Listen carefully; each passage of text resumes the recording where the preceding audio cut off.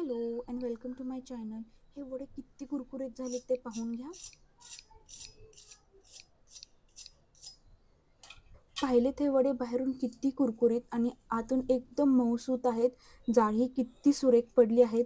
तर असे वडे करण्यासाठी काय करावे, कोणत्या टिप्स फॉलो कराव्यात, हे सर्व आपण या व्हिडिओमध्ये पाहणार आहोत. तेल कितपत गरम आहे, डाळ कशी वाटायची, ती कशी फेटायची, हे सर्व आपण या व्हिडिओमध्ये पाहणार आहोत.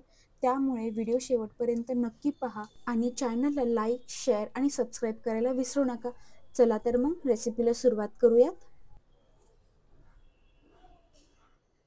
इथे मी डाळ 2 ते 3 वेळा स्वच्छ धुवून घेतली आहे आणि नंतरून ती 6 ते 7 तास पाण्यात भिजत घातली आहे.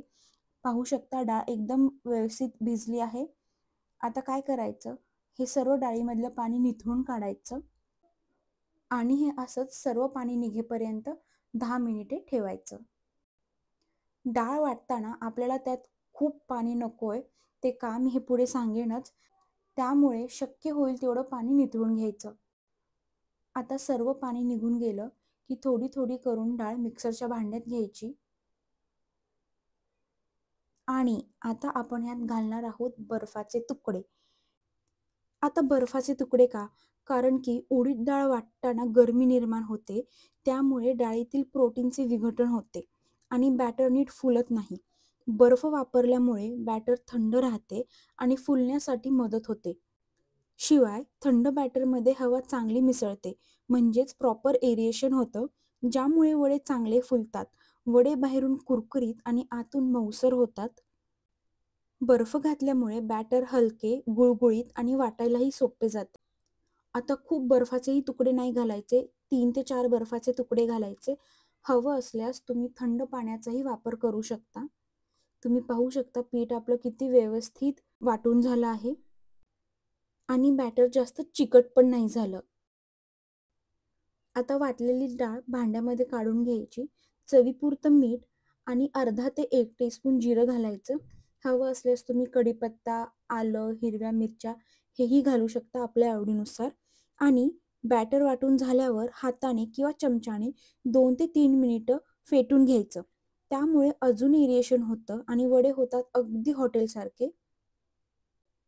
आता आपलं पीठ व्यवस्थित फेटून झालंय आणि ते हलकं झालं आहे की नाही हे कसं चेक करायचं? तर वाटीमध्ये थोडंसं पाणी घ्यायचं आणि फेटलेलं जे पीठ आहे किंवा बॅटर आहे ते थोडंसं पाण्यामध्ये घालायचं आणि ते वरती तरंगलं तर समजून घ्यायचं की आपल्या बॅटरमध्ये पुरेशी हवा आहे, एरिएशन मस्त झालेलं आहे. पाणी आपण सगळं डाळीमधलं निथळून घेतलं होतं, त्यामुळे वाटताना आपल्याला त्यात बर्फ घालता आला किंवा थंड पाणी घालता आलं. त्यामुळे बॅटर चिकट झालं नाही, ते एकदम परफेक्ट घट्ट झालं आहे. हे सर्व केल्यामुळे पीठ आपलं व्यवस्थित झालं आहे. त्यामुळे आपण वडे हातानेच वळू शकतो. कुठलाही ह्याला टेप्स किंवा मेदूवडा मेकर किंवा चाळणी अशा अनेक भांड्यांची वापरायची काही गरज नाहीये. हाताने वडे वळवायचे आणि ते तेलामध्ये सोडायचे. आता वडे बनवताना काय करायचं? हात हलकासा ओला करून घ्यायचा. बॅटरमधून एक छोटासा गोळा घ्यायचा, शक्यतो बोटांवरती घ्यायचा आणि तो गोल वळवण्याचा प्रयत्न करायचा. ते झालं की अंगठ्याच्या मदतीने त्याला वेच पाडायचं आणि तसंच अलगदपणे ते तेलात सोडायचं. खरं तर हाताने मेदूवडे बनवणे ही एक कला आहे आणि ज्याला ही जमली ती उत्तम सुगृहिणी आहे असं समजायचं. बर, आता मेदूवडे तळताना तेल कसं गरम ठेवायचं? तेल मध्यम गरम ठेवायचं. फार गरम असेल तर वडे बाहेरून जळतात आणि आतून कच्चे राहतात. आता वडे तेल शोषून घेऊ नये ह्यासाठी काय करायचं? तर बॅटरची कन्सिस्टन्सी व्यवस्थित ठेवायची. बॅटर पातळ असेल तर वडे तेल पिणार किंवा थंड तेलात कधीही वडे सोडायचे नाहीत. जर बॅटर वाटताना चुकून पातळ झालेच तर बॅटरमध्ये थोडासा रवा किंवा भिजवलेली डाळ टाकून घट्ट करायचं. आता वडे आतून कच्चे राहू नयेत त्यासाठी काय करायचं? तर वडे फार मोठे नाही करायचे, तेल फार गरम नाही करायचं. वड्यांना व्यवस्थित तळून घ्यायचं आणि खूप लवकर काढायचे नाहीत.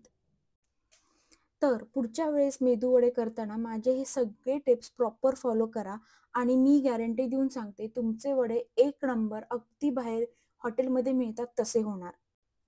चला तर मग भेटूयात पुढच्या नवीन रेसिपीसह. तोपर्यंत लाईक आणि सबस्क्राईब करा ना. बाय.